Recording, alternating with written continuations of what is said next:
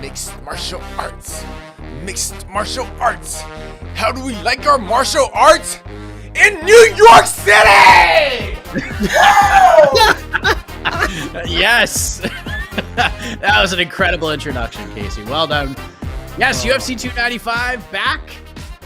Well, the UFC is back at Madison Square Garden for UFC 295. You see the faces. They'll be fighting for championships. Yes, you're supposed to get Jon Jones maybe in his final fight against Stipe Miocic, maybe in his final fight, but injuries happen. Things fall apart sometimes, but in the end, we got a fascinating main event, a very intriguing co-main event, and a very interesting MSG-ish lineup, which we're going to talk about right now here on the UFC 295 preview show. Welcome, everybody. I am Mike Heck. I never do these alone, thank goodness. We got my bald brethren, the wise wordsmith, deputy editor for MMAfighting.com, the great Shaun Al-Shatti. How we doing, sir? I'm doing wonderful, my man. This is my most anticipated fight of the year. I'm back with you, gentlemen. This is great. This is a great time. And fresh off of hosting the weigh-in show like nobody else, my best friend, the Prince of Positivity, Mr. Alexander K. Lee. AK, how's it going? What is up? What is up, everybody? Happy Veterans, well, be tomorrow. In advance, happy Veterans Day and happy Remembrance Day in Canada for my fellow Canucks. But yeah, super pumped for Saturday's card. I'm with Daniel Cormier. Give me this Pavlovich Aspinall fight over Jon Jones, Stipe any day. I'm all about being hardcore, Mike. People know me as, they call me AK Hardcore Lee. That's how how highly my fandom is regarded. And this is a hardcore delight at the top, I feel, and a really, really good main card overall. That is not very catchy. No, I feel like you've had 18 nicknames since I've been in MMA fighting. Yeah, I'm like Shaq. Just got a lot. Well said, AK. You know what, Shaheen? I want to begin with you because AK brought out a key word that I've been hearing since this Jon Jones-Stipe fight fell apart. Hardcore. This is a hardcore fan's delight, but may not have the casual appeal. Like, this card probably doesn't pass the Publix grocery store test. But for the hardcore fans, these are two very interesting fights. The main event is the one we've been looking forward to. We had the ranking show. We ranked them. It was like unanimous. Jiri Prochazka versus Alex Pereira was the fight. But I don't know, man. Like, the vibes just don't seem the same as compared to most other MSG cards. Like, it is very strange. Is it not? Like, compared to even 281 and 268, especially 205. That was obviously the historic event, the first one at MSG. But this just feels like a regular pay-per-view. Not that it's a bad thing, but for MSG, this, I don't know. It's just the buzz isn't where it typically is. Do you feel that too? You know what? I think, okay, I would say that's a fair assessment, right? But I also don't care. Yes. If I'm being honest, right? Like, we spend so much time worrying about how big things are going to be, numbers, excitement. Does it feel like the casual audience is involved? All of that. I don't give a shit. I really don't this weekend, Mike. Heck, this one's for us. Sometimes we get one for us. This one's for us. This is Christmas come early. This is birthdays come early. This is all of it wrapped in one for me, at least. If the gods of Valhalla came down right now and said, Heen, I need you to make this deal. We're going to wipe out the rest of the MMA calendar, but you get to keep Jiri and Alex 100%. Sure, you get it. I'm signing up for that deal right now. I do not care, Mike. I don't care whether no one likes this. I don't care whether everyone likes this. This one is for me. I'm so deeply, deeply excited for this light heavyweight title fight. This is chaos incarnate, just to the two absolute chaos agents of the UFC right now, just going at each other. And also, you know, this heavyweight fight is very fun, and probably whoever wins this is going to be the heavyweight champion by this time next year because of how weird this division is. So I just really don't care. I really don't. I'm so excited for this, and I almost just don't even want to talk about this main event because I don't want to jinx it. But it's going to be so much fun. You may not feel the buzz right now, and I feel like that was pretty predictable, right? You get two guys who aren't really like hype up masters. They're not really cutting promos out here. But by the time Jiri and Alex are walking out there tomorrow night, we're all going to be feeling it. Yeah, these are four. Like, Tom Aspinall has a great personality, but the other three guys could just stand there looking stoic, and you're just like, all right, these guys get it. They don't have to say a word. They just look angry and ready to fight. AK, where are you at with this? I'll get your gymnastics score as well. But yeah, this is the buzz may not be there, but this is the hardcore delight kind of an MSG card. This just feels like a regular pay-per-view, and that's okay. This is for us, AK. What's the gymnastics score for UFC 295? Where are we at here? First, let me say, Shaheen may not care about the people, but I do. I think their voice is important. You guys are, if you people are out there, you are important. All right, don't listen to Shaheen saying "Who cares what the public think?" That's just absurd. So, of course, I've thrown up a poll.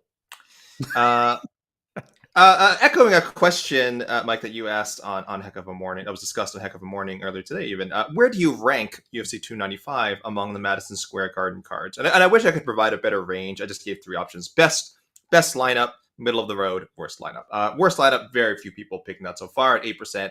Most people agreeing it's middle of the road, 61%. It's hard to when you're doing a gymnastics rating, you kind of have to compare it to what you would have given the other ones, right? You can't just say like, I think it's a good card relative to like maybe some of the other cards this year, but comparing to other MSGs. So just a quick recap, of course, the very first show, UFC 205, I mean, it was making history. The sport had been legalized in the state. You got Conor McGregor, Eddie Alvarez. I mean, boom, right there. That's immediately a top tier card in addition to the other star power that was on it. And the undercard there was the prelims, I should say, excuse me, were loaded as well. I mean, if you look at the names on the 205 card compared to the names on Saturday's card, a lot of talented fighters on Saturday. Definitely not many who are, proven UFC names. 217, the return of GSP. 230, Daniel Cormier. That was a pretty strong. You would probably be ranking around here. Daniel Cormier, Derek Lewis. What else we had? 244, Masvidal Diaz, BMF, really well built up card. 268, Usman Covington rematch, and 281, Pereira.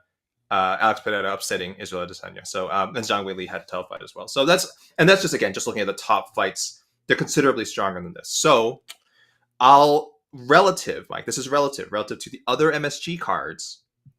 This card, if you're watching from very first prelim to to main event, it's like maybe a 8.8. And before anyone says, I thought you thought 9 was a minimum for pay-per-view, I'm recalibrating. I've maybe been too generous with my scores. I think my scores have been a little wild. Jed Meshulin's star system is outstanding, has made me rethink my way of scoring. So we'll go 8.8 if everything goes right. I just don't see a world where even if we get 7 or 8 highlight reel finishes and a bunch of great back and forth battles, that this ends up as like one of the most memorable pay-per-views to come to MSG. Yeah, I get both sides of this equation because I'm with Shaun here. It's just I don't care what the casual audience thinks because they're not going to watch anything unless the biggest stars are on. Anyways, this is a pay-per-view for us. And as Jed Meshew famously has said many times, the UFC is 1 or 2 injuries away from putting together a great fight card, and he thinks this is that exact card. So we got Jiri Prochazka versus Alex Pereira. Shaun, this is the fight of fights for you. I know how excited you are for this. There's just so much statistical anomaly going on here because you have Jiri Prochazka. This is his 4th UFC fight, his first fight since the Glover Teixeira war where he won the belt, vacated the title after the serious shoulder injury, but Jiri kind of explained that that's not really the case here. And in his 4th UFC fight could become a 2-time light heavyweight champion without actually losing the belt in a fight. And then on the flip side, we have Alex Pereira, who is a 2-division glory champion. This is his 7th UFC fight, just his 11th pro MMA fight, could become a 2-division UFC champion, which is just absolutely ridiculous. The quickest any fighter would have ever done it. So there's just so much to talk about here, Shaheen. This fight's going to be absolute chaos. And what's so great about this new main event compared to Jon Jones Stipe, I kind of feel like this is as unpredictable as we can get here. You said it. You said it, Mike.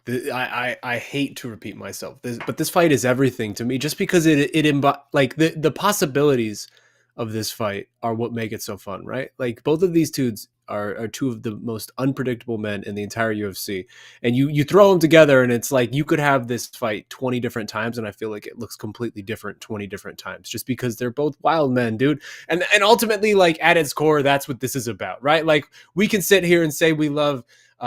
Technicians, we can sit here and say we love the wrestling and the ground and pound and everything that goes into the sport that we love and watch. But ultimately, you get 2 wild men out there. That's it for me. That is Nirvana. That is fight game Nirvana. And that's what this is. I'm so excited for what this could look like. It is so weird to see Alex Pereira not as this gigantic man in there. You look at Jiri, like Yuri's actually a little bigger than him, which is like almost startling to see. We just haven't seen somebody be able to like match Alex in that sort of physicality.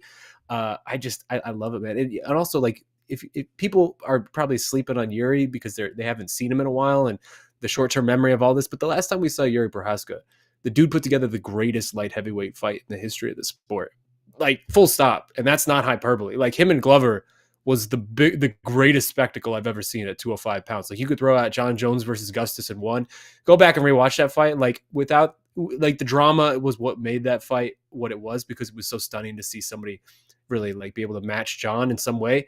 But just for action's sake, second by second, Jiri versus Glover takes the cake for me, and it's not even close. And I'm just so excited this man is now back in our lives. It feels like, I don't know if this is the great rewriting of light heavyweight, like of rewriting the ship of sort of this weird division that has been adrift at sea for like a year and a half now.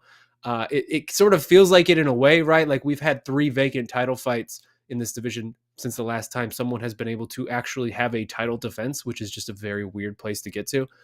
I don't know that this is it. Just, I don't think one fight can fix how broken this division fundamentally is right now, but it is certainly a baby step towards it. It's a nice first step. And if we can get whoever wins on Saturday and sort of the king of this division is set up really nicely to have a very entertaining stretch moving forward, because both these guys are some like maniacs. So I just love it, man. I love everything about this. And I'm almost afraid to talk about it because we still have, as Jose Young says, the fight has not started, right? Like, we still have 24 hours for this to get ruined, and I just don't want it to.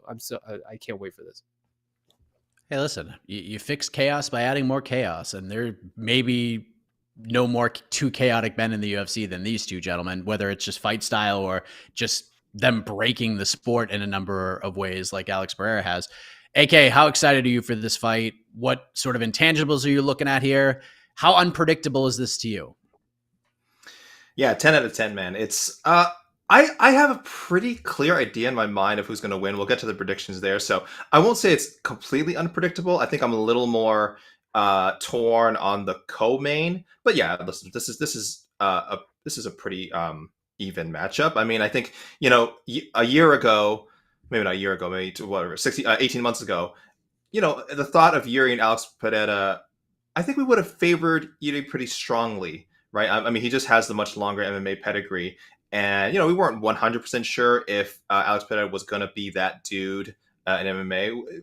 There was reason for optimism. There was, of course, reason to believe that he could beat champion Israel Adesanya, which he eventually did. But, Jiri was reasonably in higher esteem among the MMA community. Now, yeah, it really feels like this is pretty close to a toss-up.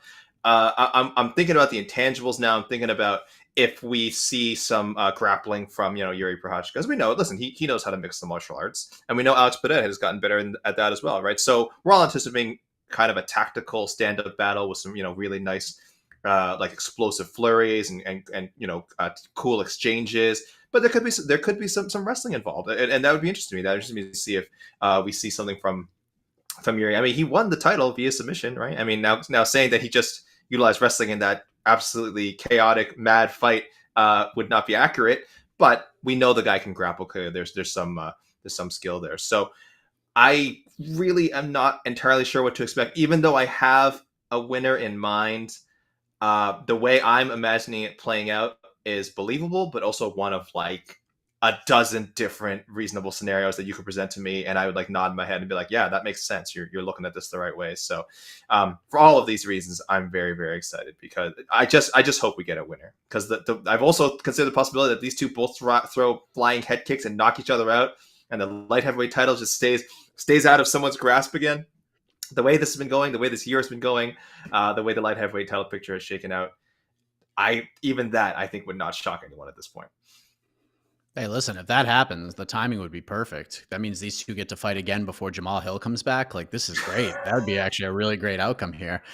As far as outcomes go, Shaun, because we talked about this a little bit on BTL, I want to get your take on it. Whoever wins and whoever loses, it is super interesting, because whoever becomes the champion obviously moves on and is going to try to cement their place in this division. But whoever loses this fight, like trying to figure out what could be next for either Alex Pereira or Jiri Prochazka, is another fascinating conversation within itself. So What do you think is the more interesting scenario here?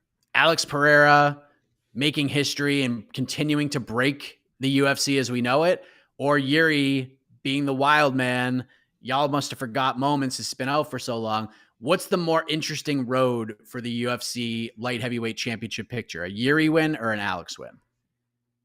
That is a good question that I had not truly considered until it came out of your mouth. I mean, my gut instinct in this question is to say Alex winning, right? Because Alex almost has like I don't know, the Izzy loss maybe took a little bit off this, but it has always felt like there's a little bit of like a mystical quality to Alex Pereira's UFC run, right? Like we have been amazed so many different times throughout the course of this man's UFC career at the speed with which he's done it. I said, in the past that he is speed running his way to a Hall of Fame career, and that really is what's happening right now. Like if he wins on Saturday, if he wins tomorrow, he's a surefire Hall of Famer in 7 UFC fights, 2 division champion. Just the names that would be on his resume, like that is, you're putting that guy in the Hall of Fame the moment he retires. That's crazy to me. And so my knee jerk would be to say the most interesting outcome for this is Alex winning, because then you open up a couple doors that maybe Jiri winning wouldn't, right? You open up the potential of Izzy moving up to light heavyweight, and we're getting the trilogy there at a different weight class with Alex. Also, just, Alex is a little bit older than Jiri. It feels like he sort of has less time left to be able to maximize this. So it would be interesting to see him sort of be the king of the second division and see how long he can carry that forward as well. But man, we're in a good spot either way, right? Because you just painted it. You just painted the picture. I mean, we know what's probably happening next is Jamal Hill's going to get a shot at some point over the next year, whenever he can come back. We have Johnny Walker versus Magomed Ankalaev, presumably running that back as well. That's sort of the next in line as well. And we got, Alexander Rakic coming back early next year. We have Jan Blachowicz still out there. Very close fight with Alex the first time. I mean, there's a lot of really good options in this 205-pound division. We just need to get it going again. We just need to get it moving again. And this is finally what we're doing, because it's so frustrating and weird when these divisions are stuck in stasis for so long. And it's been too long for 205. Like it's way past too long. We need to just get this moving.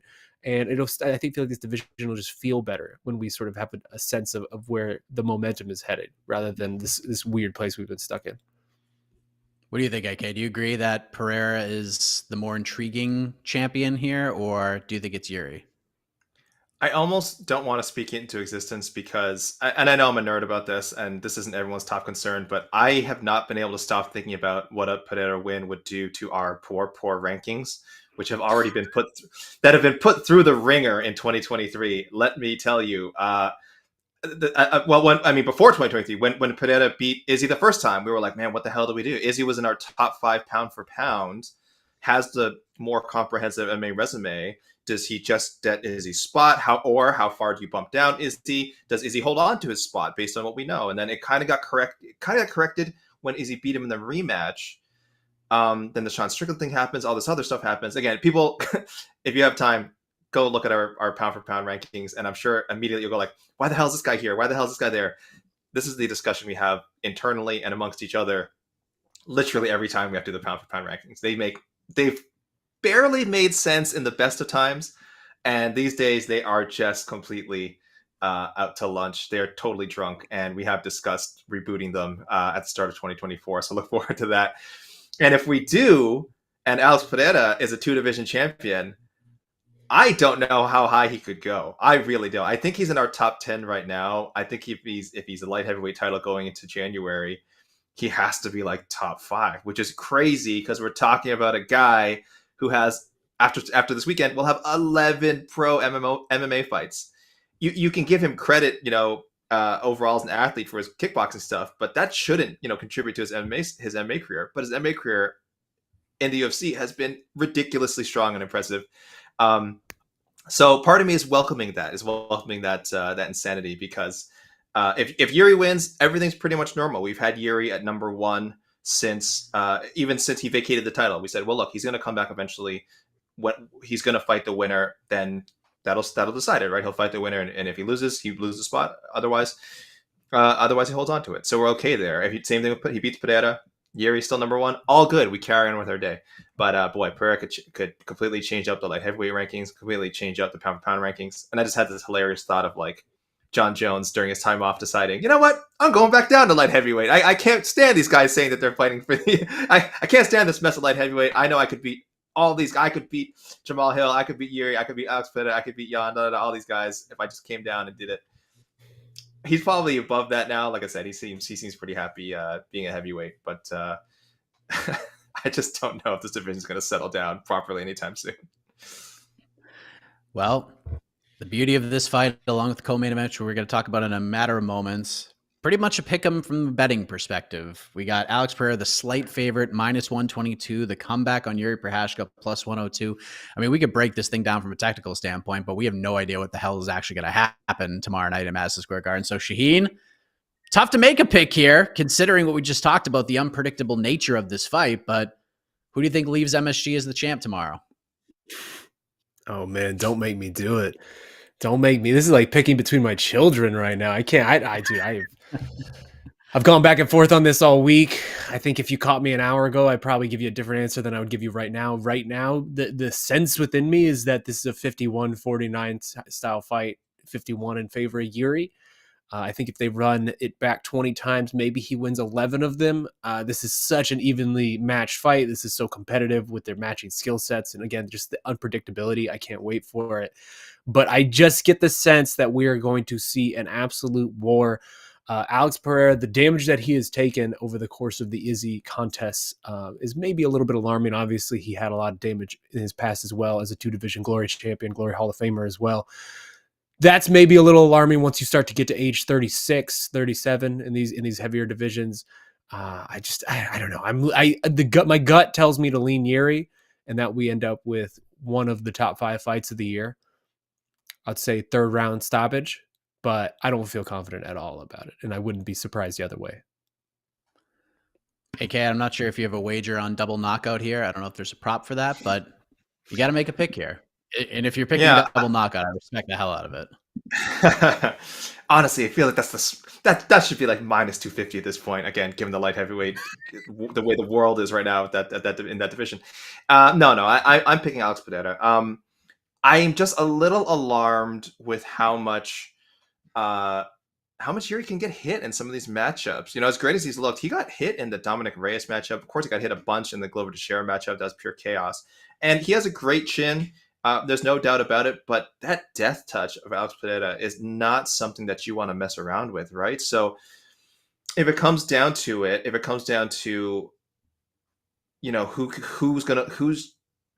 do more damage, who's going to land the bigger bomb, who's going to land the kill shot, I'm going to go with Pereira.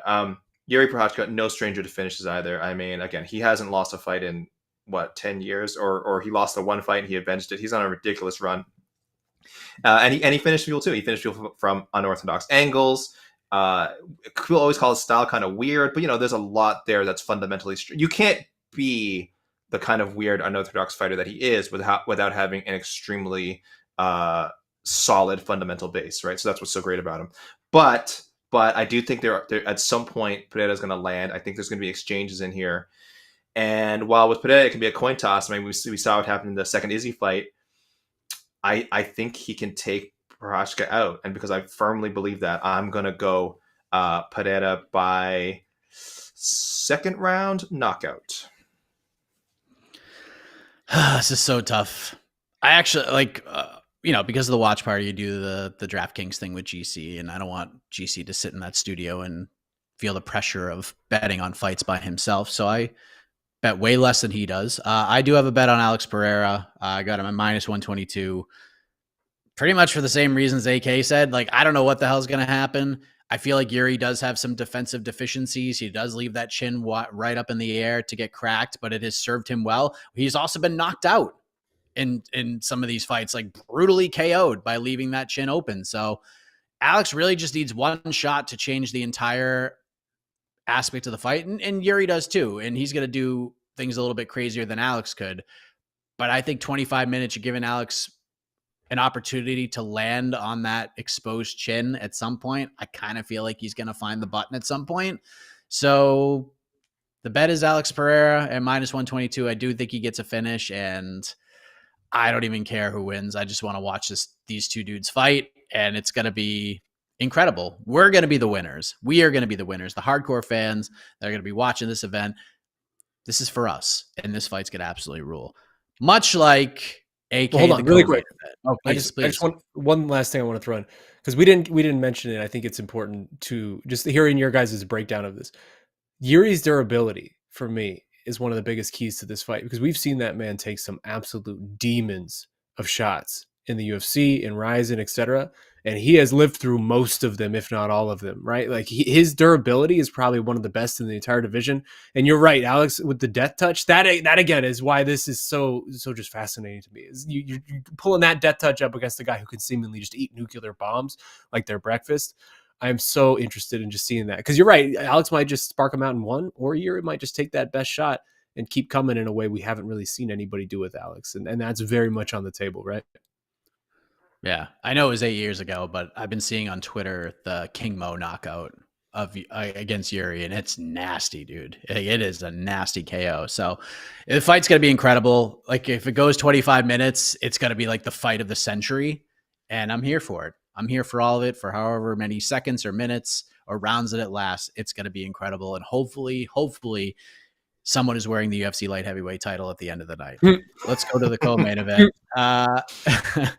Knocking on wood. Sergei Pavlovich versus Tom Aspinall. Now, again, no Jones Miocic, but I got to say, the UFC did the best they could here. This is as good as you can do on such short notice. You have two guys who probably were lining up to fight each other anyways, interim title or not.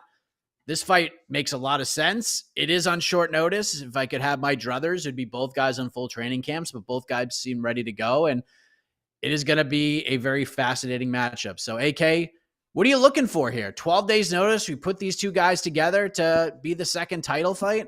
What are we looking at here for this interim heavyweight title fight? Man, I love this fight. I mean, this to me is even more of a toss-up than the main event. It's a fight that we thought we'd see a little further down the line. It's one that has been mentioned multiple times on our matchmaking show. On to the next one, Mike.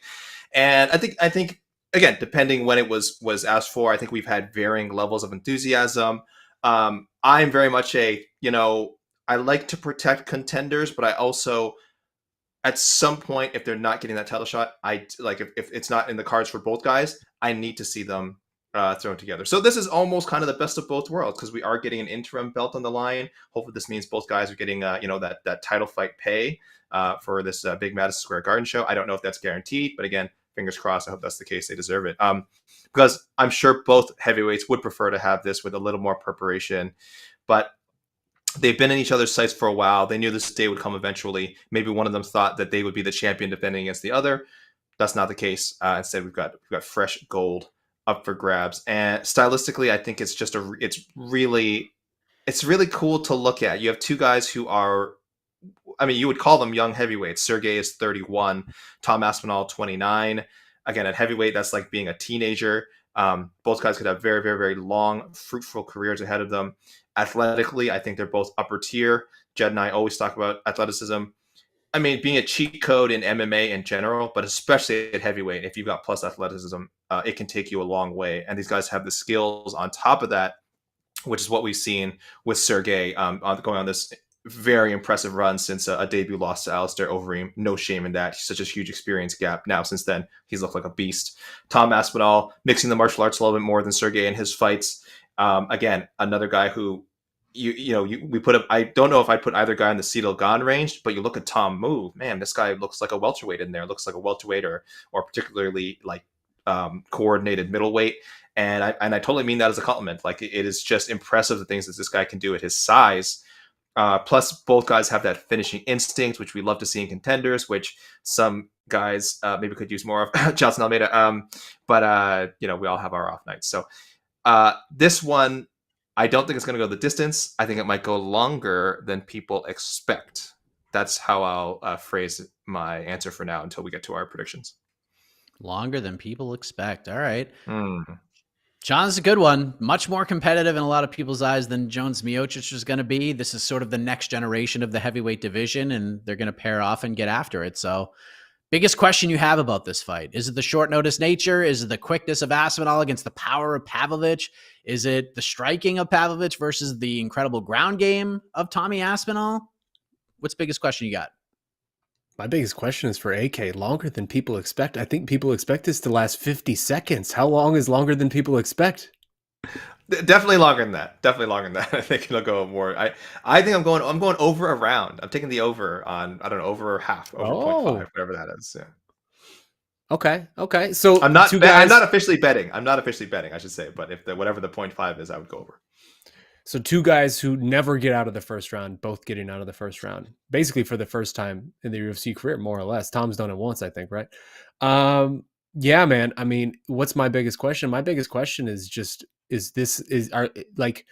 I don't know how to frame this in the terms of a question, but like, this is the future of the heavyweight division, and it's happening sooner than we expected, right? Like this matchup, it felt like we knew that Tom Aspinall and Sergei Pavlovich were going to fight each other for a UFC heavyweight title at some point over the next 2 years. And we just sort of got it way more prematurely than we all expected. This was sort of the next era. This was going to be the post-Jones era. This was going to be the post-Stipe era. And now they just get a little opportunity here, just almost like in through the back door, right? Because of the weird circumstances involving this. My biggest question just altogether in terms of this specific one that we're seeing on Saturday is what is Tom Aspinall what kind of shape is Tom Aspinall going to be coming into this? Because I think this is a whole different world if you give that guy 12 weeks to prepare for this, 8 weeks to prepare for that even. Sergei Pavlovich had been preparing for somebody, right? He was the backup fighter. He was the one ostensibly getting ready, being in shape, just being there in case they needed him. And with a guy like Jones and a guy like Stipe, who were both sort of at the end of their run, you might be needed, and you ended up being needed. So I'm sure he was ready for that opportunity. Tom Aspinall, more or less, just pulling the Kamaru Usman here, coming off of a week's notice, right? Like, this is maybe a little bit easier in terms of heavyweight, being able to mitigate that because you're not spending all your time for that whole 2 weeks, 1.5 weeks, cutting weight and trying to get your weight right. That's not nearly as big of a deal, so you can probably allocate your resources a little bit better in terms of your time and your training and what you're able to do within that short window that you have. So Tom has been able to do that, certainly. But I mean, obviously, we're getting a Tom Aspinall on a short notice going against a guy who has had time to prepare. That, to me, is a very big factor in this. But also, man, I mean, Sergei Pavlovich, like, it's weird to me, like, how much he has almost slept on, just within the community, just within the sport, within the fan base, the hardcores, the casual, everybody, just in terms of there's not a lot of dialogue around Sergei Pavlovich, right? Other than the fact that, hey, yeah, he's big, he's scary, and he knocks dudes out. That's kind of it. And yet he is almost like the Francis Ngannou replacement in this division if the UFC has one. I don't know that obviously the UFC doesn't have a Francis, and I wouldn't compare him, say he's apples to Francis, but he is the closest thing they have left of just that titanic behemoth heavyweight knockout artist who gets everybody out here in a minute or two with some ridiculous heavy punching. Like, that is sort of the role that this man now fills. And I don't know, man, it's seemed to be unbeatable so far in the UFC, unless you go all the way back to the very beginning when he fought Alistair Overeem like several years ago. And that was a very different version of him than the one we get now. So I don't know, man. I mean, I think this is a great matchup. It's unfortunate the way that it sort of came about. But again, I think ultimately the way this heavyweight division is shaped up, obviously we're going to get Jones and Stipe at some point in 2024. And then I would assume both those dudes are just going to retire, and whoever wins this will actually be the heavyweight champion. It'll be a Robert Whittaker type of situation when Bisping and GSP were doing their thing. So altogether, I mean, this is the best the UFC could do with this situation, and I don't mind sort of speed running these guys into this spot, or at least Aspinall, into a way that maybe we weren't ready for him to be here. But you know, that man has proven us time and time again that he is one of the big fish in this division. So I'm ready to see it. We'll get into the predictions in a moment. By the way, AK, I'll have you know, over a half a round, minus 320. Minus 320, AK. Yeah, so it's not out of the realm of plus people are feeling it. But over 1.5 rounds is plus 160. So give you something a little bit to think about there. You mentioned something, Shaheen. You mentioned Jon Jones and Stipe. Do you feel that there's any chance that if Jon beats Stipe, especially after the long delay, No. now if you ask, not at all, you don't think Jon would fight? If Tom Aspinall wins this fight, gets the hero's welcome. Hold on, let me paint the picture for you. Let's just say the UFC heads back to London, maybe in April, before Jon fights Stipe. Tom fights maybe Cyril Gane or somebody else, and he has a star-making moment where he just goes bananas, almost like Stipe in Cleveland, just this massive moment for him. You don't think Jon will see some dollar signs there? You think there's no chance he fights either of these guys, even Tom, if he gets over big? I don't think Jon needs money. I don't think Jon cares. I think John's set. I think John's going for legacy at this point. And as much as for us, John beating Tom Aspinall would be a big legacy boost. I don't think for the greater MMA space that really holds true, right? John going up to heavyweight, beating the new hotness in Cyril Gane, or at least that's how he was being propped up at that time, and then beating the guy that we kind of all consider the greatest UFC heavyweight of all time will be enough for him to get that legacy bump, even though, the history books won't ever say the Stipe he beat was like a 41, 42-year-old Stipe. Like that's not gonna matter. It's just gonna be the name on the resume, and that is solely, it seems like, what John is in it for, to be like looked at as this all-time 2-division champ. And I don't know that I would consider him that if he goes in there and beats Stipe. That was a conversation we would have been having all week of like, what does this actually mean if that fight was still here? Just because Stipe is so old at this point. But again, I don't think John gives a shit what me and you are having conversations about. I think he just cares about having that name, that legendary Mount Rushmore type of name on his resume, and Tom Aspinall is not that. Yeah, I don't think if Pavlovich goes out there and just ices Aspinall, I don't think John's fighting Sergey. I just don't think the risk reward plays out in his favor. But Aspinall's got something. He's on the cusp of something big here, AK. If he goes out and wins at MSG and gets a big reaction and then goes and defends in London and gets a pop. And by the way, no one has gotten John's attention in this division at all, except for Tom Aspinall. He's the only one that John has responded to throughout this entire run. Anything Sergei Pavlovich has done, calling out Jones, he has not. He's just crickets to him. But Tom Aspinall, after the London win over Marcin Tybura, that somehow got John's attention, AK. So same question for you. Is there any way, especially if Tom wins, that he could entice John to come back for one more after the Stipe fight? Yeah, it's definitely possible. I agree with Shaheen that John has Stipe in his sights. The name just makes a lot of sense. The Stipe, the UFC's touted heavyweight GOAT, most title defenses, and Jones, a guy who wants to be the GOAT, claim he's the GOAT in 2 divisions. That's really, I guess, in his mind, the quickest path to get there. Though it would really hurt me if any portion of fans said that John beating CeeLo Gane and Stipe made him like a top 5 heavyweight. Like, I don't even know if I put him in the top 5. It's just absurd. So I think, as much as he wants that fight, it is going to lose its luster as time goes by. It may never lose so much luster that it's worth less than, again, a win over Aspinall or a win over Sergei Pavlovich or whoever, Jilton Almeida, in the eyes of the more casual fan. But part of me thinks that John is aware of, at least to himself, that beating 42, how old will Stipe be? Probably when they get into 42 or something, or am I even older, right? Sorry, guys, excuse my typing. I gotta look this up real quick. He'll be 42, yeah, probably by the time they actually fight. 42 they'll probably fight before August, so he'll probably still be 42. Okay, and close to 42, and not having fought in 3 years. Not that John cares about that. He went through his own bout of inactivity. You certainly won't see him diminish his own accomplishments because of a hiatus. But it will mean less. I think if John, and especially if John is ready to compete sooner, it won't. He doesn't need the money, but I think there will be some appeal to knocking off one of these young gunners. Especially if there's enough of a chatter, enough of a swell that like Aspinall's number one.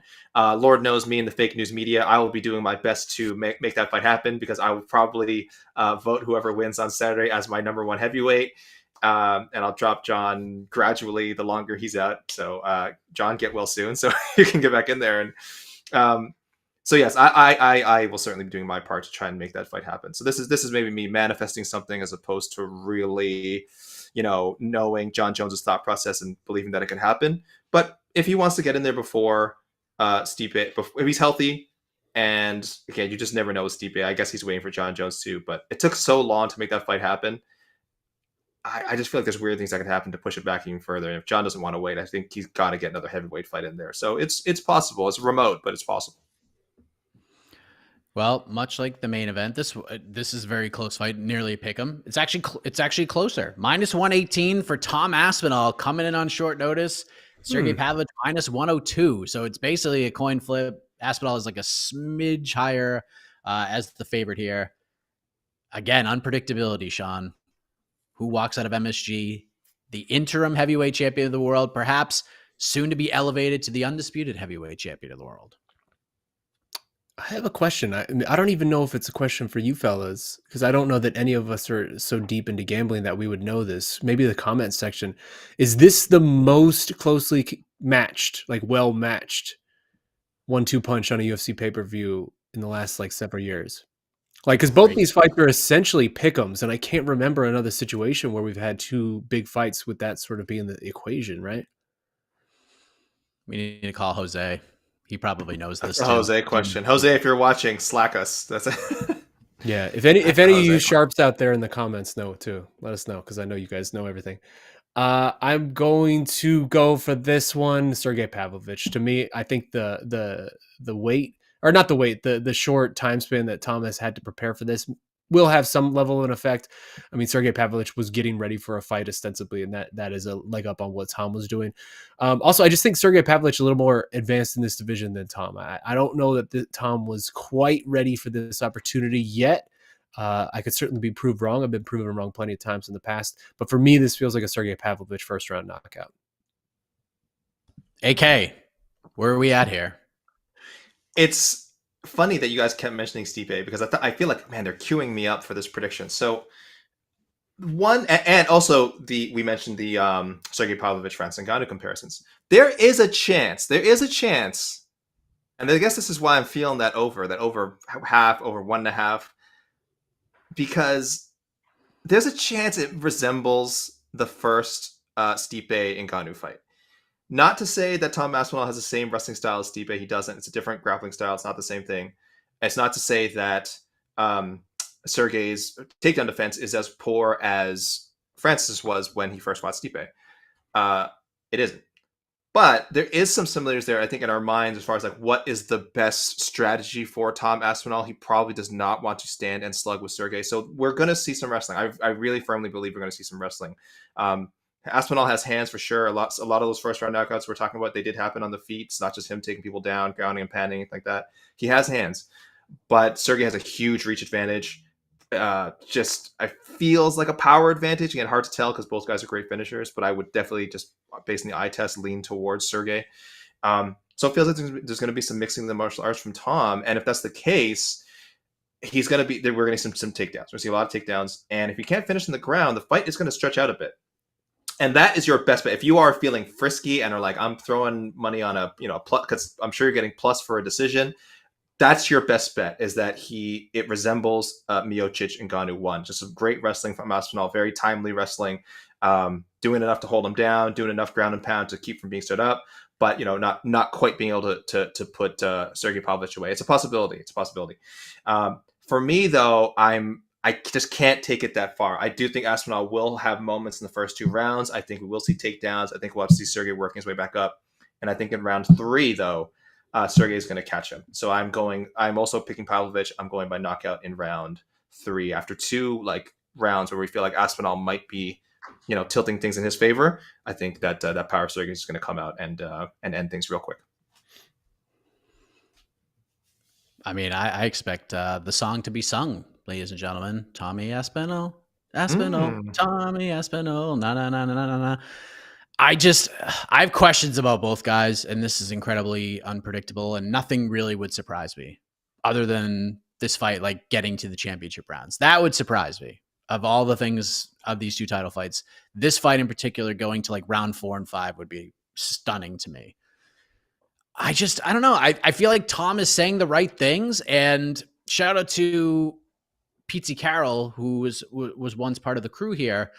He's got a relationship with Tom's dad, and he recently did an interview with Tom, and he was talking about it somewhere. I heard it, and he basically said like the first thing Tom's dad taught Tom about martial arts when he made the choice to jump into coaching was basically for the first couple of years of the martial arts journey was just basically teaching Tom Aspinall, like, hey, just don't get hit. Just do everything in your power to not get hit. Play defense, don't get hit, do everything in your power. And I feel like, I don't know, the vibes after hearing that story, this is like as full circle of the fight from the beginning of the martial arts journey to becoming a UFC champion. Like, this just feels like it's in the stars for Tom. I think the biggest question I have in this entire fight is what happens if this fight gets to the mat. I almost feel like Tom just needs to go in there, like use the quickness on the feet, but then just tackle this dude. we haven't seen Sergei Pavlovich really battle on the ground since the Alistair Overeem fight. And we saw what happened there. I know that was a long time ago and people love to mention that, but we have not had that question answered since, because Pavlovich is going out there and just crushing dudes in under a minute. So we really haven't seen what Pavlovich can do off of his back. So when this fight hits the mat, and I do think it's going to hit the mat at some point, how is Pavlovich going to react? Does he sprawl like Francis did to Stipe in their second fight, where you just kind of knew in that moment that something really bad's going to happen to Stipe? Can he get back up? I don't know. I just have a million questions about this fight, but that's the biggest one I have. What happens if this fight hits the mat? Until I actually see something, I feel like Tom has a real path to victory here if he takes this thing down. So I have Tom Aspinall as a bet at -118, and I have Tom Aspinall by submission at +350. But again, unpredictability. Who the hell knows? I don't care. It's going to be fun for 30 seconds or however long this fight lasts. So God bless all of us who get to watch this fight, because it's going to be incredible. I just want to say, Oh man, Tommy Aspinall by decision +1400. Don't bet on MMA. Don't bet on MMA. I'm just saying +1400. am I on an island all alone on both these fights with us three? I like it. I know I'm picking Pavlovich, but I'm just okay, giving okay. people like why I think it'll go over and how it will do it. Like if Aspinall really is able to just control with wrestling, I don't know if he'll be able to finish, but he might Stipe Ngannou won him. That is in the realm of possibility. Unlikely, but again, I don't know. I would love to know what the Miocic by decision odds were for over Ngannou in their first fight. So probably not +1400, but probably up there. This is part of the reason why that Curtis Blades fight is so frustrating, the way that it went, where it's just like, Curtis, I wish you had tried to wrestle, man, because I would love to see this, right? Like, I would love to see if Sergei has some wrestling defense. What were you doing there, Curtis Blades? Why are you trying to strike with that, man? I think Tom gets the assignment. I think he gets it. Just like, let's just get this dude to the ground and not get punched by him. But easier said than done. We also got Mackenzie Dern, Jessica Andrade on this as the featured bout. Very important fight, especially for Mackenzie Dern. And Jessica Andrade, man, the way she started the year to where she could end the year, just wild how the swings of the sport can work. We got Matt Frevola, Benoit Saint-Denis, which isn't going to be a friggin' battle. We got Diego Lopez versus Pat Sabatini. I basically am describing this fight as a old school cartoon fight where you're just going to see two dudes tangle up. You're going to see rolling around, and you're just going to see a bunch of dust flying, because that's what this is going to be. Just a bunch of scrambles on the ground. And then we got some interesting prelims, but I mean, there's really no low-key banger here. Like Benoit Saint-Denis, Matt Frevola is not a low-key banger. That's basically the fight everyone knows is going to deliver here. So I don't know, unless you guys have one that's just buried on there that you're super excited about, because I just think they're all competitive, intriguing, and they're just going to be fun. You don't think Frevola and Saint Denis counts? I feel like that counts. I feel like most fans, like except for the most hardcore fans, could not pick Saint Denis out of a lineup yet. But I feel like outside of these top two fights, this is the one everybody's talking about, even more so than the Dern Andrade fight. It's like, all right, we get two title fights, and we get BSD Frevola. Like, that's what everyone's kind of looking at the top here. Like, we're getting these three fights. That's fair, but that's also probably just speaks to card quality more than anything else. Yeah, but we don't care about that. This is for us. This is for us, Mike. This is for us. This is for us. I'll throw out the Jared Gordon Mark Madsen fight. I don't know if it's going to be the most like visually appealing fight, but I feel like Jared Gordon has been close to having a moment. It was supposed to be Paddy Pimblett, right? That's the fight that was so close, easily could have gone his way. That was supposed to be his moment, and since then, and then the unfortunate clash of heads with Bobby Green. But now he's from New York, I believe, right? He's a New Yorker. Yeah. This is going to be a really big moment for him if he beats Mark Madsen. Madsen has been solid in the UFC. You know, he came in with that great Olympic wrestling pedigree. This is the right matchup, I feel like, for both guys. And I'm not saying Jared Gordon beats him and necessarily goes on a run to a title, but he's been like regarded as talented guy for so long, and I don't feel like the window is closed on him just yet. So I want to see if he puts on an impressive performance against Mark Madsen, has the crowd roaring behind him, and either comes out with a knockout or like a really convincing decision. He might be one of the guys we're talking about most at the end of the night, and of course, a guy with a great personal backstory as well. So I'm really interested in that. I think that's when the card, with respect to some of the fights before that, I think that's when the card's really gonna wake up. Yeah. Jared Gordon's grandfather fought at MSG, so nice little family history within the world's most famous arena. Let's bring in the incomparable E. Casey Leiden, the baddest stash in MMA, and let's take a few questions from the peeps. Hi, everybody. What's up, Casey? Did you see? I took some liberties and I jumped into the poll. AK, did you see the poll I put up there? I see it. So what is it? You can read it. AK. Will Jon Jones fight the winner of Pavlovich versus Aspinall? No, 78%. Pretty convincing, I think. We all see what's happening. Yeah. We should ask this question if Tom Aspinall wins tomorrow on the post-fight show, and we'll see what the response is. See, I'm kind of both ways on this. You guys are suggesting he would never fight Sergei, but will he see Sergei as kind of like Ciryl Gane in the sense like, oh, there's an easy path to victory? I don't know. I mean, Ciryl Gane's not in the Ngannou mold of puncher, right? Like that to me feels like Pavlovich is in that like, Shane Carwin mold, that like Francis Ngannou mold. Like I don't know that we've never seen Jon fight that type of person. In the Shane Carwin mold, I think Jon would destroy. That's what I'm saying. I don't. You're much more optimistic about Jon's chances against a massive, powerful man than I would be. Because Jon's like advantages have always come through size, right? Like he's always kind of struggled a little bit with guys. No, like obviously he has other advantages too, but like he's always struggled the most with men who are sort of his same size. He's not a giant 205er. He's not a big 205er.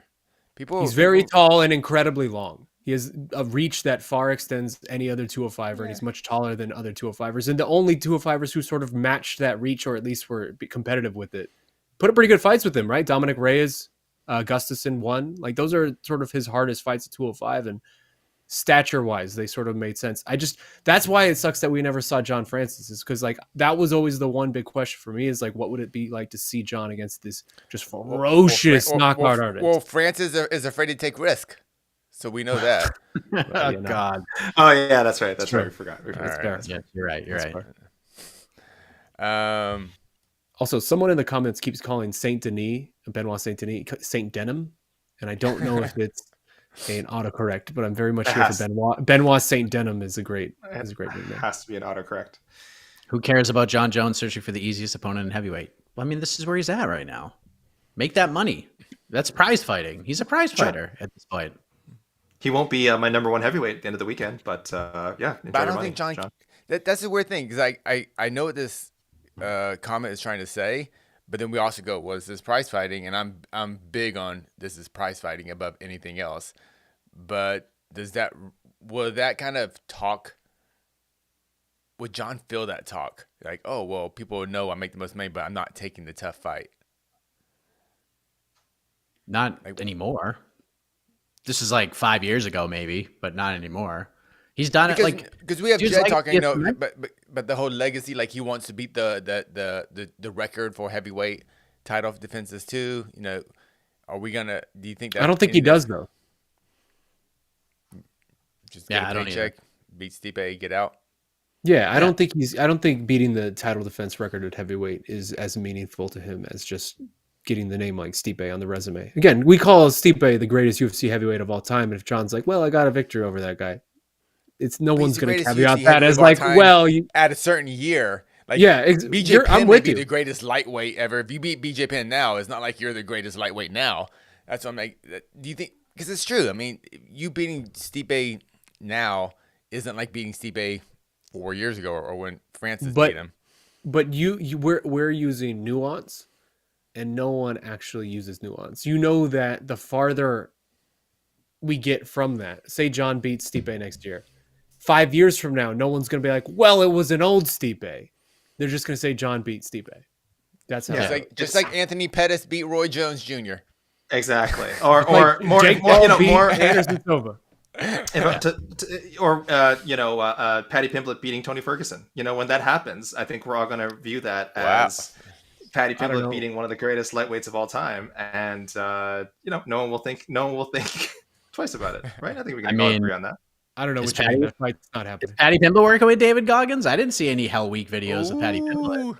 I asked this on the way. By the way, I still don't know who David Goggins is. I asked this on the weigh-in show. I When the fight told comes you, closer, he's I'll a be- guy that runs a lot, I know, and then he he's yells at the super guy alpha. running next to him with a camera, Sure. and he goes, "Why aren't you running, you jerk?" That's who David Goggins Okay. is. Again, this doesn't quite explain. I mean, really, that should be all the explanation I need. But I'm still kind of lost in this whole David Goggins. David Goggins. Yeah. He's an English guy, right? Walter Goggins. Walter Goggins is the actor.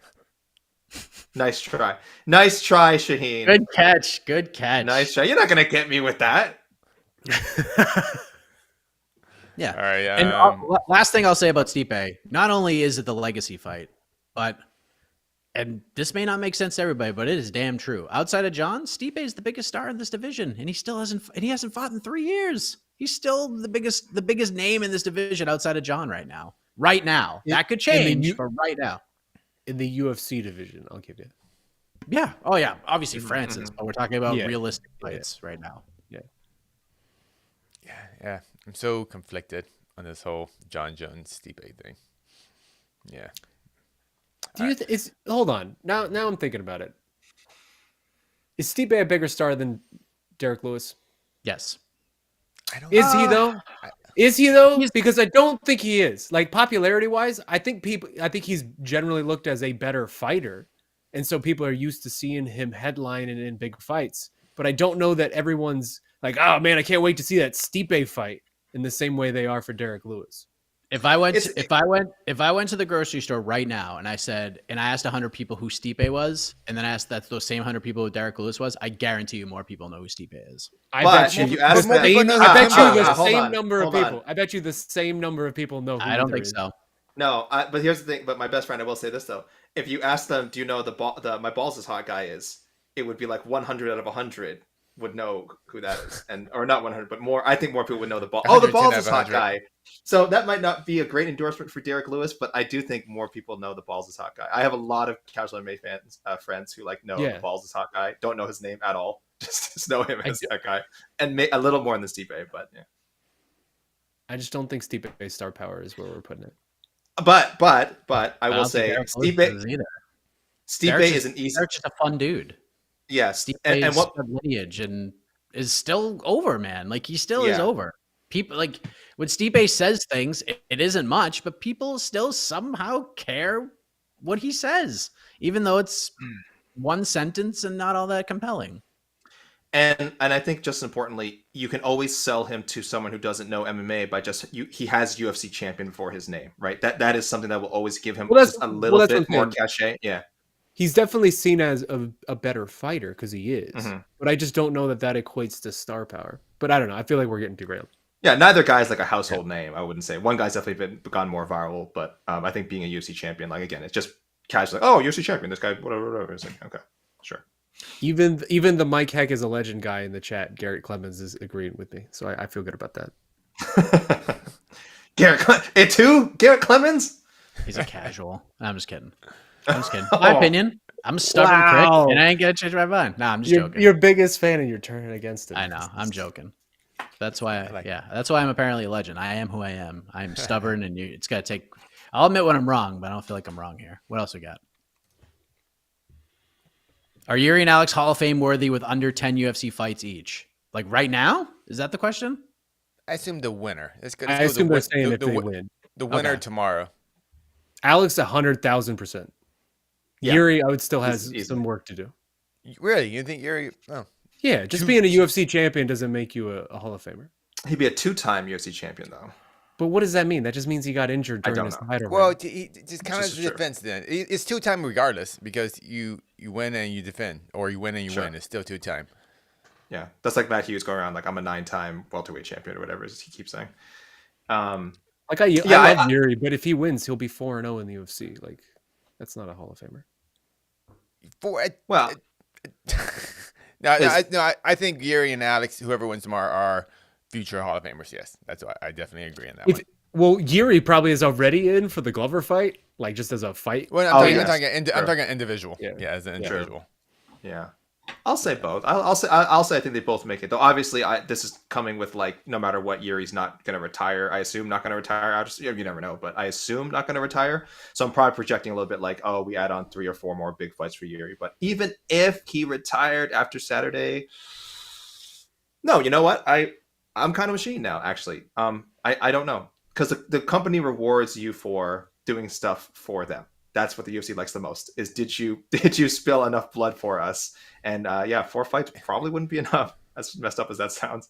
Yeah, no, I mean I don't feel like that's messed up. Like a Hall of Fame has to mean something, right? And already the UFC's kind of doesn't because we've lowered the bar a lot on who gets in and who doesn't. But like if you're just gonna let in every champion who ever won a belt, what does it matter at that point? And we're not. I guess we're not counting at all of Yuri's previous career before UFC when he was. Well, they wouldn't. They no, wouldn't. I mean it's not an MMA Hall of Fame. If it was an MMA Hall of Fame, every aspect of the criteria is different, right? Like Well, if I mean, it's they just don't care. as long as you fight, like Sakuraba is in the UFC Hall of Fame, not based on his UFC career, even though he did fight in the UFC. He just But had they a have good one- claimed at this they point, also we're claim just the having a pride. weird Yeah. dialogue of what Yeah, actually the it's- UFC Hall of Fame is. Yeah, you're right. I hate Yeah. talking about the UFC Hall of Fame because I remember they claim pride. UFC essentially acts like pride is theirs. They act like they claim the pride because they own the tapes now. So they're like, oh yes, pride is us. So if you did something in pride and the UFC, then that's all UFC. That's how they look at it. So. Sorry, I It's got a great suckered. I got card. suckered in talking about Hall of Fame Yeah. stuff. Yeah. It's a great. For For me, me, it's it's a great just- start for him. If you're 4-0 and those wins are Volkan, Ozdemir, Dominic Reyes, Glover Teixeira, who was pretty old at that point, and then Alex, like that's a great run. I'm not taking anything away from it, but that just doesn't. You're not Oh, no. like a Hall By the of way, Fame Glover winner. was always old. He literally was never young. Like he Sure, was born. yeah. He was born as a 38-year-old man. By That's the way, fair. just want you That's- to know that. That's super Fact. fair. Don't take that away from. Don't take that away from Yuri. I don't know. Have you seen bearded Glover Teixeira this week? No. He looks It's like tremendous. Santa Claus. So it's awesome. Love it.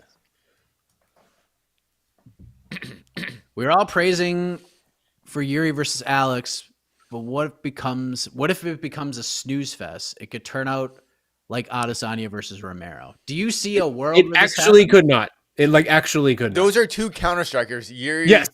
Yeah. We have 2 counter strikers. There's always that risk.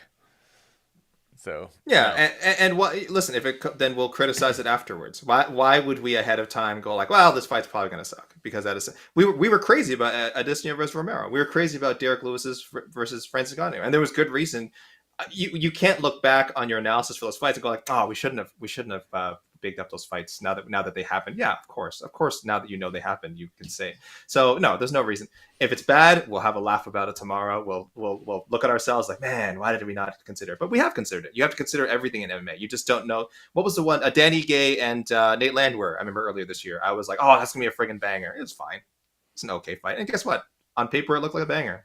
That's how this thing is. So, I mean, prepare yourself if you need to not be disappointed. But on paper, this has all the makings of a light heavyweight classic. So we'll see. Any fight, you never know what can happen. So. Wait, were we really super excited about Adesanya Romero? I was pretty excited. I thought we were Really super excited hyped I about mean, that. it's the Yoel Yeah, I was factor. super hyped. It's- But No, like, but that was fight also made- yeah. and that was the fight Izzy made right no after. sense. That was Izzy on like a crazy hot streak too. He Yeah. was just like riding a heater. Like Yeah. we were pretty into it. I was pretty into it. Yeah, I was just like, why is this fight happening? Yoel's probably Also, shouldn't be that- fighting for a title right now. Also, that whole week, Yoel was just incredible. He was A+ in interviews, right? Like that was his Mhm. go interview with I forget who it was. That was so good. The ESPN guy, yeah. Go. Where is Yoel? That's an all timer, man. Let's Was it let's Phil Yoel- Murphy? Let's get Yoel on the Phil I think Murphy. yeah, Yeah, that's what Phil it was. Murphy. Yeah.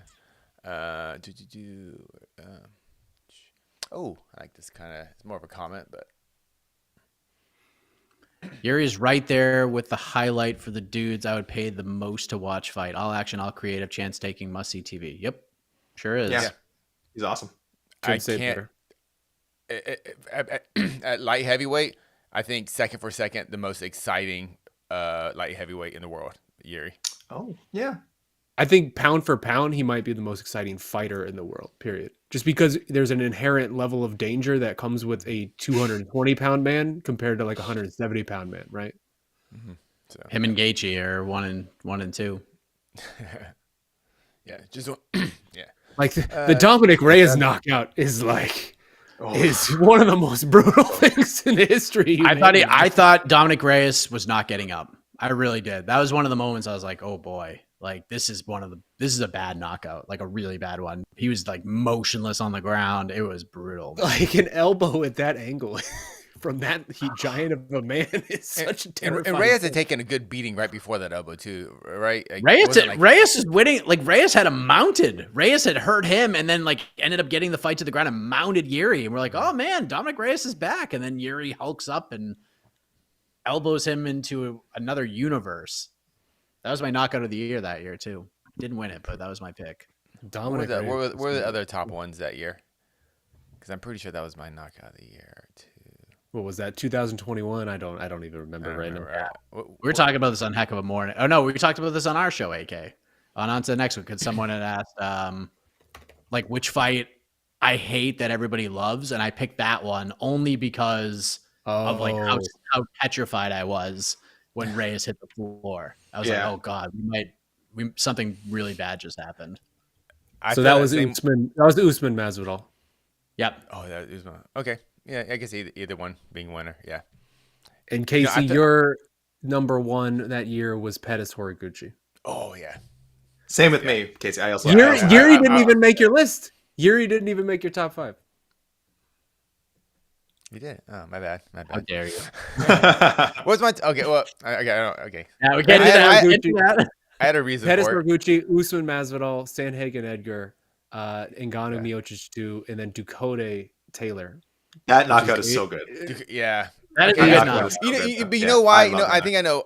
I gotta remember the fight. I think, and I talk about this a lot. Imagery matters, and that photo of Dominic Reyes getting elbowed by Jiri is such a great iconic photo. And I think that photo really it's just stuck in our head. So number 6 was Jiri Dominic Reyes. but those top 5 incredible knockouts also. Oh, I put Sandhagen Edgar. I voted for that. I thought I tried to pretend that never happened. Oh man. But Sandhagen Edgar, that's like I feel like Mike. That's one of those knockouts I actually hate because I love Frankie Edgar and of course Sandhagen's freaking amazing and I screamed when that happened because I thought Frankie Edgar died. Mike, that should have been my answer for what's a fight that you hate that everyone else loves is every time Frankie Edgar got knocked the F out. Probably just put them all together. I gotta say, looking back on my list, I feel pretty proud. I was one of the only people to put Chris Barnett's ridiculous shit against Gian Vellante on his list, and I stand by that. That's a great. I stand by that. That was a fun knockout for sure. And the celebration. I think the problem is I couldn't separate it from the package. celebration. Yeah. So I'm like, is this really belong? I had to leave it off. The celebration, number 1, like by a mile. So good. We talked about Snooze Fest in the main event. How about the co-main? Could the heavyweight championship be a snooze? Who'd we get in Almeida Lewis? No, but we paid good money for it now. I painted the picture. If it's like Miocic, well, again, I would not call Miocic versus Ngannou 1 a snooze fest. By the way, that was like a super tense. Maybe by the time you got to the 4th or 5th round, and you're kind of like, whoa, like Francis just cannot deal with the wrestling. At that point, you probably were maybe rolling your eyes a little. But for at least the first 3 rounds of the fight, it was like, whoa, it was like, can Stipe really? Is he really going to hold this guy? Like, be able to hold this guy down for 3 rounds? And then you realized he could. So that is how this fight, I do think, again, making that comparison, it could turn into Aspinall just being as smart and safe as possible, doing just enough to keep Pavlovich grounded and neutralized and held against the fence and just fighting, grinding it out. So it could be boring in that regard. But again, just given how dangerous Pavlovich is for me, it's like that'll be interesting in its own way. But I also didn't hate Almeida Lewis. So think about who you're listening to here. Yeah, this guy, yeah. B plus performance from Almeida. Yeah, that's Casey's number 6 fight of the year right there. Fight smart. But Tom Aspinall's just not that guy, though. He's not like Jailton. Was Almeida that guy? Almeida wasn't that guy. Yeah, Jailton. We said it even in the lead up. Like he has a very limited thing that he does, right? Like he gets you. He has certain. He's like a package of takedowns and trips that will get you down, and then he's going to work for submissions. He doesn't really go for damage. Tom goes for damage. Is like, Aspinall a smart fighter? Aspinall is a very smart fighter. He's coming to this not prepared, not fully prepared. He's fighting a bit of an unknown of Pavlovich. We don't know how good Pavlovich is on his back. We don't know how good his takedown defense is. I think Aspinall. I think this could be a snooze fest, in a snooze fest in the sense that it's not gonna be that violent, but I think this could be a very smart way for Aspinall to win, and I think that's what I think that's what matters, because you don't get an entertainment check, you get a win bonus, you get a championship belt, So that's why I think this. That's why you said that betting line was at plus for the decision for Aspinall. Okay. Yeah. The decision outcome. What did you say? AK, it was like plus over 1,000, right? Plus 1,400. Yeah. Dude, that's a crazy smart bet at that line. Because if this fight's going to decision, it's an Aspinall decision. Do you see a Pavlovich decision? 1,000%. I see a Pavlovich decision over an Aspinall decision. He has a decision. Pavlovich is coming in prepared for a 5-round fight. Tom Aspinall, he is a smart guy. I agree with you. And he is smart enough to know that his best case to win this fight is not to stretch out the gigantic man over 25 minutes and probably exhaust himself with the cardio that he probably doesn't have right now. Tom Aspinall is trying to get in, get out, and go home. Everyone wants to do that, but that might not be the smartest way to win. That's all. But this isn't a 12-week camp Tom Aspinall. This is a Tom Aspinall who's just trying to get enough cardio in to be good right now, right? And we have zero clue what Pavlovich is how much he was truly preparing for this fight. Zero clue. Pavlovich by decision plus 1,600. So if you want to get a little more juice out of there, there you go. Either way, maybe splash a couple of bucks on both if we're being honest. If you really think it's going to go the distance, honestly, but again, I would throw money on both. Fight goes to decision probably plus 800 right now. I'll have to check, but yeah, I think you're probably in the right range. My best friend, I do think it's around plus 800. I can't find it right now, but either way, this fight is ending in 7 minutes. Yeah, it's under. Yeah. Why 1.5? Over under is 1.5. And it's minus 210 that it goes under 1.5. 7 minutes is what I'm doing. Shaheen, you do raise an excellent point about the cardio. I do forget it is Aspinall. Pavlovich was preparing as the backup. Aspinall probably cardio is not quite where it could be. I don't think it'll be a problem for him. He's a great athlete, but you're right. He is a heavyweight. So, and it's going to be whatever. If it does extend beyond 2 rounds, I mean, who knows how much energy that's going to take for both guys. But I will say, remember, Miocic going into the Francis fight was not someone who they thought could grind out a win in that scenario either. He was coming off a run of knockouts. Stipe was knocking out people left and right. So it's hard to imagine Aspinall grinding out a decision. But again, it was also with Miocic the first time he fought Francis. Because that was the smart way to win. Mm-hmm. Of course, you want to get Francis out as quickly as possible, but the smartest way to win was what Stipe did. It's just I survived that first round. Grind him out. That's just so much easier said than done, and I don't think that trying to keep a man 280 down for 25 minutes is something that Tom's up for right now. All right, we'll agree. It's possible. That does make me think twice about it. The shorter notice does make me think twice about it. Okay, let me ask you this. So I assume I know where AK and Casey are. You both believe the main event will be a shorter fight than the co-main event. Yes. Yes. That's where I'm at. Yeah. Oh yeah. I'm making my picks right now. Yeah, the main event's gonna be much shorter than the co-main. I think I'm with Shaheen, and I think we're on the same page here. My bald brother. Co-main event's gonna be shorter than the main event. Absolutely. I'm with you on that. I think the main event's going to be very back and forth for 12-ish minutes. Yeah, we'll see. Did you guys both pick? You guys both picked Pavlovich, right? I picked I picked Aspinall. Yep. Oh, okay. So you're picking a quick victory by Aspinall. You're picking a very quick victory by Pavlovich. Submission round 2 for Tommy Aspinall. All right. But again, no friggin' idea. No idea. I have so many questions about both guys. Maybe Tom Aspinall has the most granite chin in the history of the sport. We haven't seen him really get clocked. That's the thing. Maybe Pavlovich hits him with his best shot, and Aspinall just does the Dikembe Mutombo act. Bring it. And then we're like, whoa. All right. That's a whole different ball. And that's the thing about why this fight is so weird, right? Because obviously the heavyweight, we don't know. The heavyweight picture, all of it, the Jones Stipe stuff makes this weird inherently. But also the other side of this is just we expected to get this, but by the time we thought we'd get this, we would have more answers or questions answered for both these guys. And instead we have no questions answered for both these guys, and they're both total mysteries going into this. So It's fun in Guys. a way. I think we just sold like 9 pay-per-views with this conversation. I think we did it. I think we put him over the top. This is great. Now the UFC will be a profitable business due to us. Wow. Oh, thank goodness. Changing That's- lives. TKO stock going TKO back up, stock. guys. Yeah. TKO stock. It's Danny can rough put day his for kids the in TKO. college now. I know.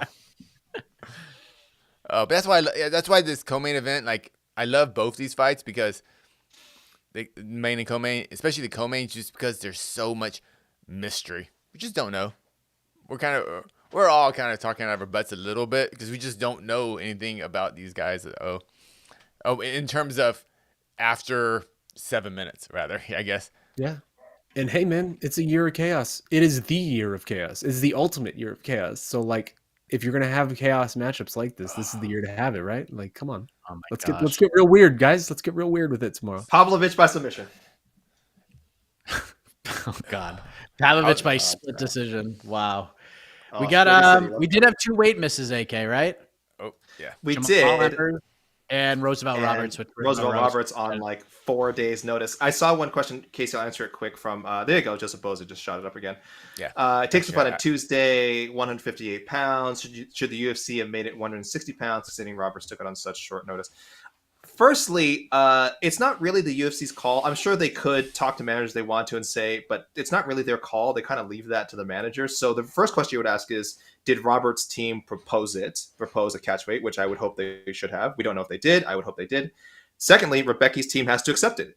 Rebecca, but even though someone's coming in and saving his spot in the card, Rebecca could have been like, no, I still want to have an advantage and make this guy cut as much as he can on short notice. So first, the 2 managers that have to agree on it, and then maybe the UFC comes into play. So this is one thing where I won't like point the finger at the UFC and go like, oh, how stupid of them for not making this a catch weight. It's not necessarily their call. I'm gonna go stupid. I'm gonna go stupid and dangerous. Mm-hmm. But to the UFC, like I don't know if I blame the UFC. No, I am. You bring in Why a 45er. You bring in a 45er to fight at 55. That's what you do. You don't. I'm assuming Roosevelt Roberts made a very dangerous cut. I'd be really interested what his hydration is and things like that. I think this is how we get just really extremely dangerous cuts. And he clearly didn't make weight. So the whole point of bringing this 55er in, it didn't even matter because like he didn't even make weight. He didn't come close to making weight. So your issue is with them picking Roberts. That like they shouldn't have picked Roberts. Okay, not necessarily. As much as I want Roosevelt Roberts in the UFC because he belongs in the UFC, this is a crappy, dangerous way to get back into the UFC, and he didn't make weight. So I don't like this. Yeah, but like to the other point, if I'm Rebecki and you find out Roosevelt Roberts is your opponent who has had a history of missing weight, even on full camps. This is true. Why would you do 160? Of course you would. You get an extra, the chance of you getting an extra 20 to 30% of his purse is high. But there's also, are any of us going to be surprised at all if Roosevelt Roberts can't make the fight tomorrow? No, would not surprise me in this. So that's why I think this is it's still a bad proposition, a bad decision by his opponent and the UFC. But that's fine. I say just sign a 45er who needs a fight, or a new 40, or someone who's guaranteed to make weight or come much closer. Mm-hmm. So that's why I do blame the UFC on this one. By the way, Garrett Clemens asking why is Roberts back in the UFC is the real question. One, Ultimate Fighter 31, never die, superstar. Secondly, he probably never should have been cut. He's a UFC level fighter. UFC level fighter. He was 4-3 in his first run with promotion. He beat some good names. I mean, he's a UFC level fighter. They just didn't re-sign him, probably because he was asking for a certain amount of money. The first time around, goes back to the regional scene, wins a couple of fights, does tough, and now he's back. But never should have been gone, really. He's as good, if not better, than dozens of the Contender Series fighters that they have brought in since he's been away. Yeah, I don't think he parted ways with I mean, obviously you got to win fights, and missing weight, UFC doesn't like that. But I think honestly, him leaving came at a really good time because he was going through a lot personally, probably mentally wasn't prepared to be a UFC fighter, and him kind of leaving the sport and determining whether or not he wants to continue to do this, and then finding his way back into tough, kind of built his hunger back up again. Things seem to be going better. He's got a good relationship with Michael Chandler now after the tough season. Talked about possibly moving to Florida. I don't know if he actually did that or not, to train with Chandler and all those guys. So I think the timing of him leaving was probably good for him. And who knows? Maybe he goes in there and it just beats Matucha Rebetchky. Dude's got a lot of UFC experience, got 7 UFC fights. He knows what it's like to be in these spots. He's a huge underdog, too. Rebetchky's the biggest favorite on the card, minus 625. So, and I think that was before he missed weight too. That betting line. Oh yeah, yeah, yeah, and this like there are sometimes when you miss weight where I think it's an advantage. I think this is a disadvantage for Roberts by missing weight like this, coming to the last second. You know what I'm trying to say? Like this is we are getting a compromised version, not a heavier version of him. Yeah, in my opinion. We good? Anything else, gentlemen? We good? I think tune into the MMA hour in a little bit. Oh yeah. Yeah, 6:30, everybody. MMA hour live in New York. If you want to get tickets, you should have got them earlier because they gone. So you're gonna have to watch them. What a tease! What a tease! Damn. Sold out. Just kick them. Just kick them.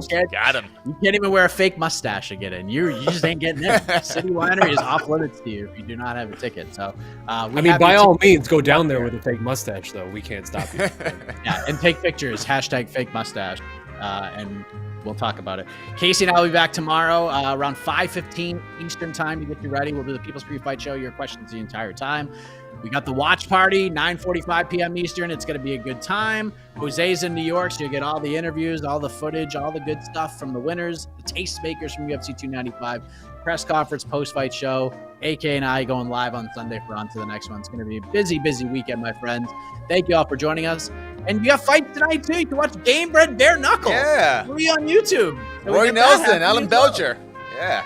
You get Randy Costa and Jason Knight in Bare Knuckle MMA. That's friggin' insane. So for AK, Casey, for Shaheen, I am Mike Heck. Thank you for watching. We'll see you tomorrow, everybody. Love you guys. Happy birthday, AK. Hey, happy birthday, AK. It was your birthday, wasn't it? Don't worry about it.